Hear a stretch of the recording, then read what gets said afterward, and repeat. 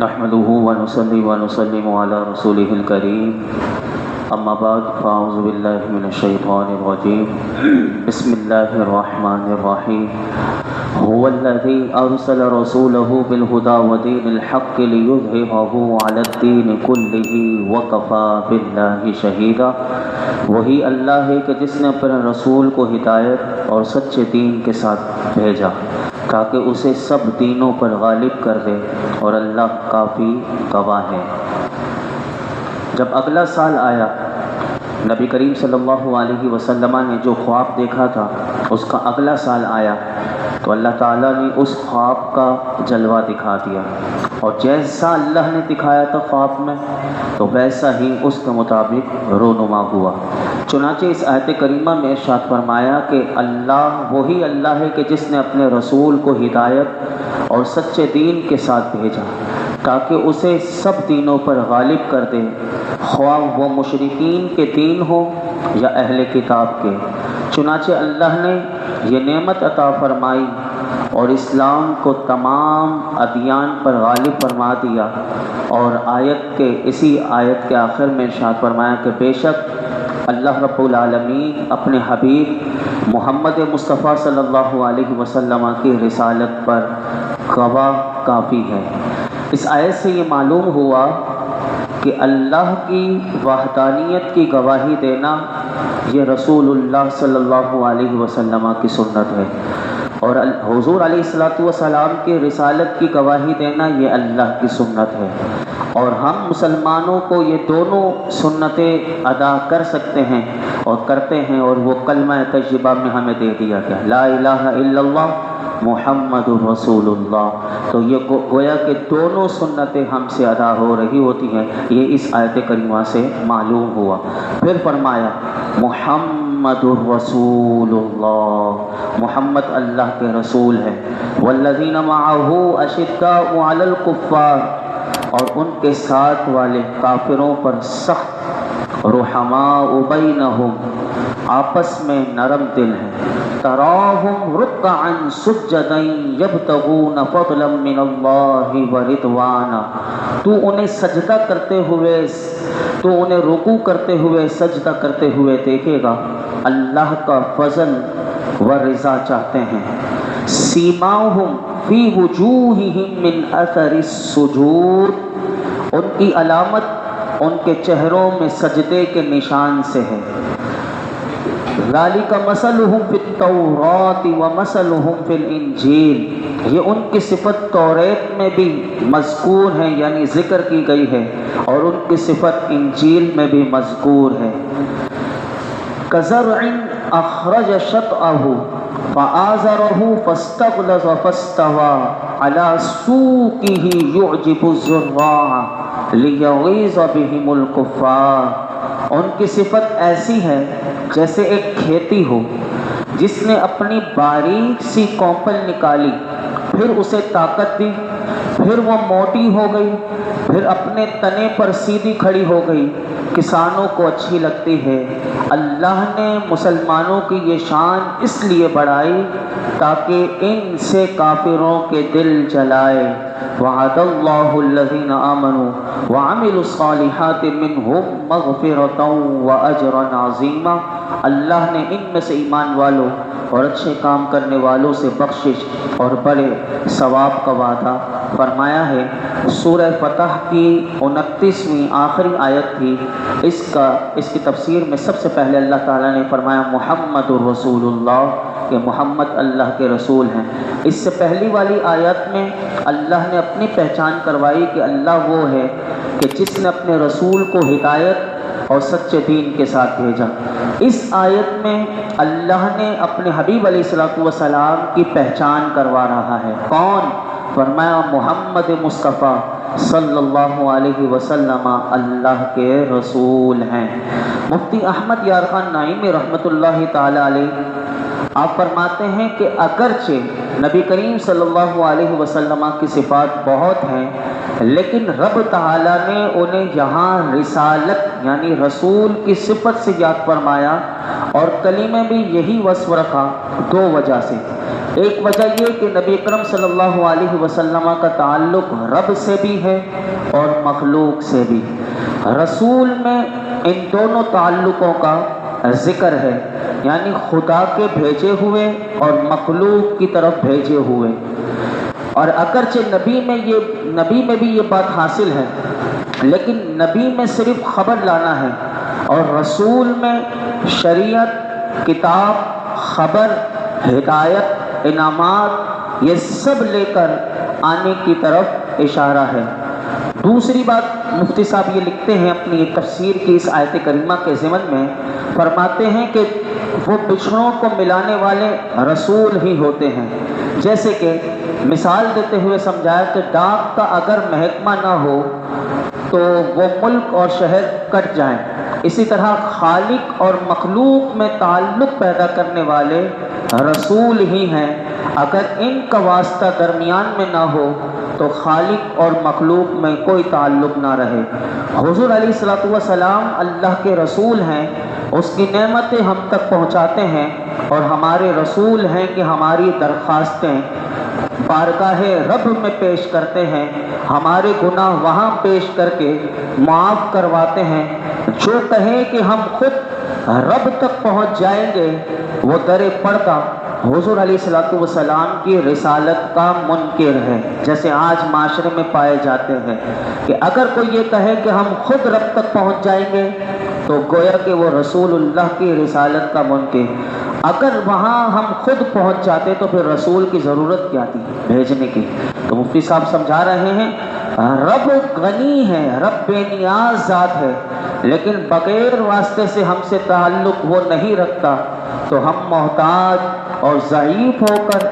واسطے کے بغیر رب سے تعلق کیسے رکھ سکتے ہیں؟ یہ بات سوچنے والی ہے، یعنی کتنی اہم بات آپ نے یہاں پر ارشاد فرمائی۔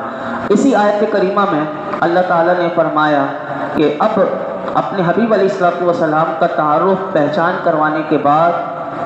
اپنے محبوب کے محبوبین یعنی صحابہ کے اوصاف بیان کر کے اللہ نے ان کی بھی پہچان کروائی۔ اب دیکھیے یہ صحابہ کیسی شان والے ہیں، یہ صحابہ کیسی عظمت والے ہیں کہ فرمایا کہ جو لوگ میرے حبیب کے ساتھ ہیں، یعنی وہ صحابہ، ان کی شان سب سے پہلی شان یہ ہے کہ وہ کافروں پر سخت ہیں لیکن آپس میں مومنوں کے لیے ایک دوسرے کے لیے نرم دل ہیں، یعنی کافروں پر سخت ہیں اور آپس میں صحابہ ایک دوسرے کے لیے نرم دل ہیں۔ اور یاد رکھیے گا کہ انسان کی فطرت یہ ہے کہ جس سے وہ محبت کرتا ہے تو پھر وہ اپنے محبوب کے دشمنوں سے نفرت کرتا ہے اور ان پر سختی کرتا ہے، اور اس میں بھی جس کی محبت اپنے محبوب سے جتنی زیادہ ہوگی تو پھر وہ اپنے محبوب کے دشمن سے نفرت اور سختی بھی اتنی زیادہ ہوگی۔ اور یہ چیز اس کو سمجھ میں آتی ہے کہ جس نے دین کو سمجھا ہو۔ اگر آپ اعلیٰ حضرت کی کتابیں بھی پڑھیں گے، آپ دیکھ لیں کہ جنہوں نے حضور سے محبت کی ہے تو پھر ان کی نفرت بھی اللہ کے لیے، ان کی محبت بھی اللہ کے لیے۔ اسی طرح آپ صحابہ کی، اب یہ دیکھیں صحابہ کے نقش قدم پر چلتے ہوئے اسلاف ہمارے جو ہیں، ہمارے اولیاء جو ہیں، ان کا یہی طرز عمل ہوتا تھا جو قرآن نے بتایا۔ تو یہاں پر اللہ رب العالمین نے یہ بات بتائی کہ وہ اپنے محبوب کے دشمن سے نفرت اور سختی بھی اتنی زیادہ ہوتی ہے، اور یاد رکھیے گا یہ چیز اس کے عشق اور محبت کی علامات میں سے ہے، ایک اہم علامت شمار کی جاتی ہے۔ اور صحابہ کرام وہ مبارک ہستیاں ہیں کہ جن کا اللہ اور اس کے پیارے حبیب سے عشق و محبت بے مثال اور لازوال ہے۔ اور نبی کریم صلی اللہ علیہ وسلم کی ذات گرامی صحابہ کو اپنی جان سے، اپنے مال سے، اپنے اہل و عیال سے، حتیٰ کہ اپنی جان سے بھی سب سے زیادہ عزیز تھی۔ اور یہ تمام صحابہ میں اگر آپ دیکھ سکتے ہیں کہ اسی بے انتہا عشق و محبت کا یہ نتیجہ تھا کہ صحابہ کرام کی اس وصف کو اللہ تعالیٰ نے قرآن میں بیان کیا کہ وہ اللہ اور اس کے حبیب کے دشمنوں سے یعنی کافروں سے سخت نفرت کرتے ہیں اور ان پر انتہائی سختی فرماتے ہیں۔ اللہ تعالیٰ نے یہ ایک وصف بیان کیا، لیکن اگر آپ دیکھیں تو میں ایک جھلک آپ کو دکھاتا ہوا آگے بڑھتا ہوں اسی تفسیر میں کہ عمومی طور پر تو تمام صحابہ اگر آپ دیکھیں گے تو وہ کافروں پر سختی کرتے تھے، لیکن صحابہ میں سے جس کی سب سے زیادہ ہمیں مثال ملتی ہے وہ حضرت عمر فاروق اعظم رضی اللہ تعالیٰ عنہ ہیں کہ وہ کافروں پر بڑے سخت ہوتے تھے کہ غزوہ بدر کے بعد حضرت فاروق اعظم نے یہ رائے تھی کہ سارے قیدی جو ہیں وہ کافر قتل کر دیے جائیں، اور اللہ نے آپ کی رائے کی تائید میں قرآن نازل کر دیا۔ فاروق اعظم پہلے بتا رہے ہیں حضور کو، اللہ نے آیت کریمہ نازل کر دی۔ اسی طرح ایک بشر نامی منافق جو آپ علماء سے بار بار سنا ہوگا کہ ایک منافق ہوتا ہے، ایک یہودی ہوتا ہے، وہ فیصلہ کروانے کے لیے پہلے حضور کی بارگاہ میں جاتے ہیں، حضور جو ہیں وہ یہودی حق پر ہوتا ہے، اس کے حق میں فیصلہ کر دیتے ہیں، اور وہ منافق جس نے کلمہ پڑھا ہوا وہ حضور کے فیصلے کو نہیں مان رہا، اور یہ دونوں فاروق اعظم کی بارگاہ میں آتے ہیں اور فیصلہ کروانے کے لیے۔ تو بشر نامی منافق نے حضور کا فیصلہ نہیں مانا، جب فاروق اعظم کو پتہ چلا تو آپ نے اسے قتل کر دیا اور فرمایا جو اللہ اور اس کے رسول کے فیصلے سے راضی نہ ہو اس کا میرے پاس یہی فیصلہ ہے، اور قرآن پھر اللہ نے نازل کر دیا کہ فاروق اعظم نے ٹھیک کیا۔ اسی طرح اگر آپ دیکھیں کہ منافقوں کا سردار عبداللہ بن ابی جو رئیس المنافقین ہے، یہ مر گیا، لیکن یہ مرنے سے پہلے اس کی خواہش یہ تھی کہ حضور میری نماز جنازہ پڑھیں، اور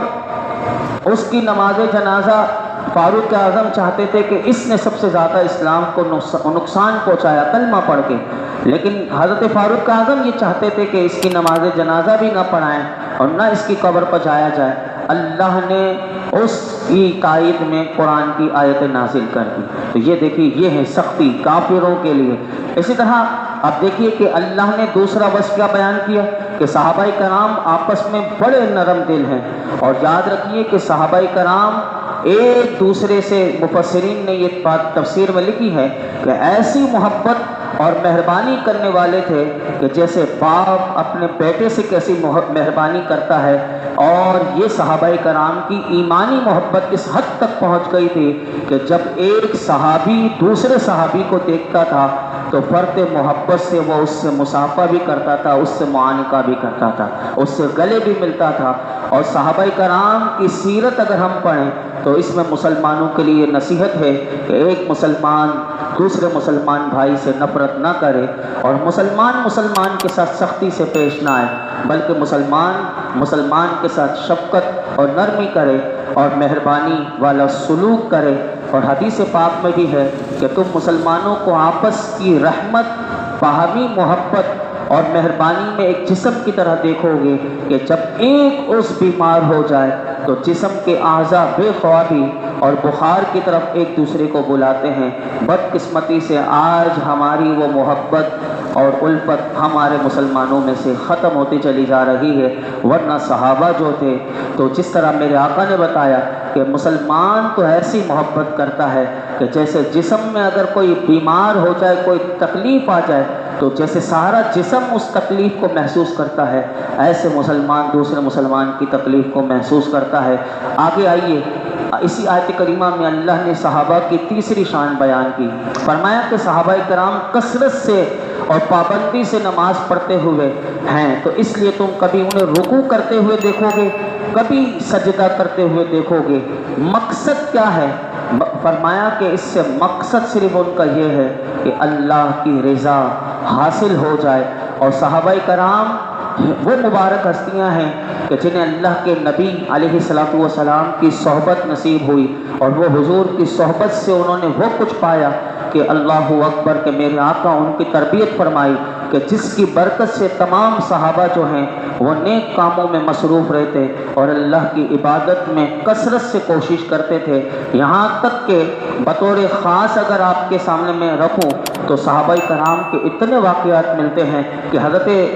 ابو بکر صدیق رضی اللہ تعالی عنہ جب نماز کا وقت ہوتا تو آپ لوگوں سے کیا کہتے تھے؟ آپ لوگوں سے یہ کہتے تھے، لوگوں اٹھو، گناہوں کی وجہ سے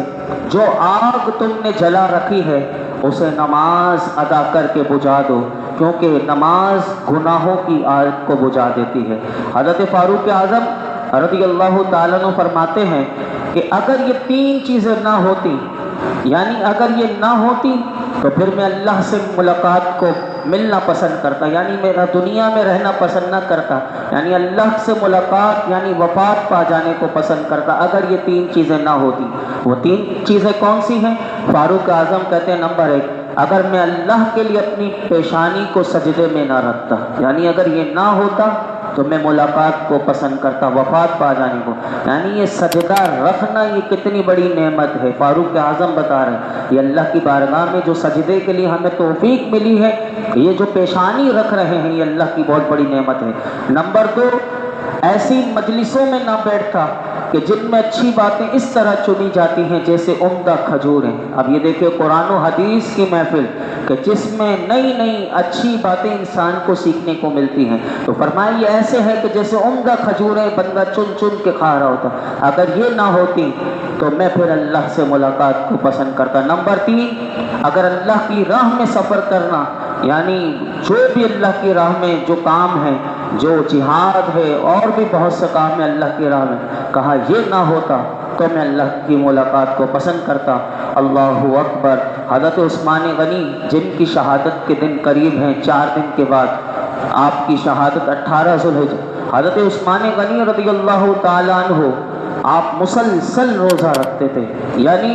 وہ ایام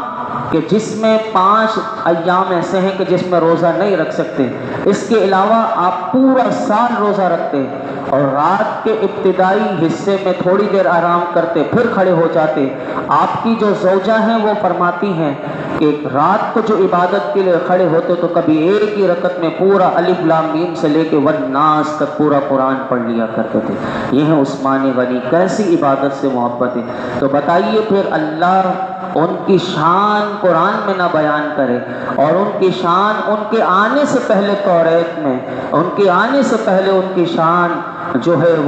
وہ انجیل میں بیان کر دی گئی، تو یہ وہ عظیم ہستیاں ہیں کہ جن کی شان اللہ قرآن میں بیان کر رہا ہے۔ اور پھر فرمایا کہ ان کی عبادت کی علامت ان کے چہروں میں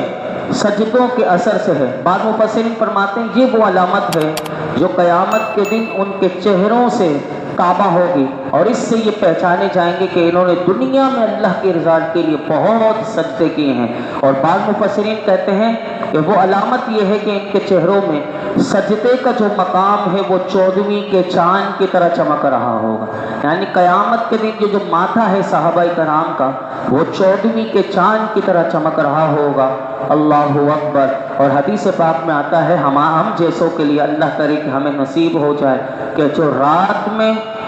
کثرت سے نماز پڑھتا ہے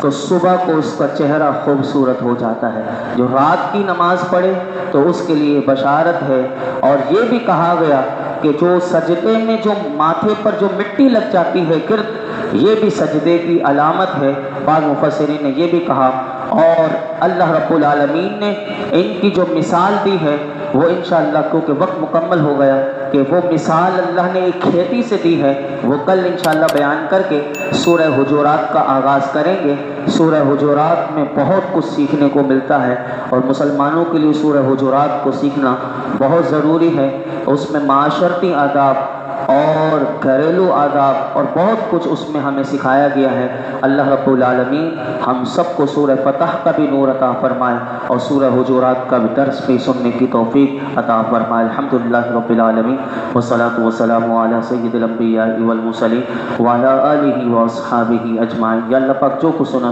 اس میں کوئی غلطی کوتاہی ہو معاف فرما، اپنی بارگاہ میں قبول فرما، قرآن حکیم کا نور اور اس کا فیضان عطا فرما، ہمارے لیے سیکھنا سکھانا سمجھنا سمجھانا آسان کر دے۔ یا اللہ ہمیں باادب بنصیب بنا، باعمل بااخلاق باحیا باکردار بنا، قرآن کا نور اور اس کا فیضان عطا فرما۔ صحابہ کرام کی نمازوں کا صدقہ اللہ ہمیں نمازوں میں خشوع خضوع دے دے، ہمیں سجدوں کی لذتیں دے دے، ہمیں ایمان کامل نصیب فرما، تیرے محبوب کا عشق عطا فرما۔ اے اللہ تو نے اپنے محبوب کے صحابہ کی شان بیان کی، وہ کیسے کافروں پر سخت آپس میں نرم دل، ایسا اے اللہ ہمیں بھی بنا دے، اپنے محبوب کی محبت اور عشق عطا فرما۔ آج تک جتنی دعائیں کی ہیں آئندہ کریں گے سب دعاؤں کو قبول فرما، ہمارے بیماروں کو شفا دے دے، پریشان حالوں کی پریشانیاں دور کر دے، بے روزگاروں کو اچھا روزگار دے دے، جو کسی بھی مصیبت میں ہے اس کی مصیبت پریشانی دور فرما، ہمارے رزق میں برکتیں عطا فرما، رزق دسترخوان کو وسیع فرما، مرتے دم تک اپنے سوا کسی کا کسی لحاظ سے محتاج نہ کرنا۔ یا اللہ ہم سب پر، ہمارے گھر والوں پر، حضور کی امت پر، فلسطین کے مسلمانوں پر اپنا خاص خاص خاص فضل و کرم نازل فرما۔ صلی اللہ تعالی علی خیر خلق محمد وعلی آلہ وصحبہ۔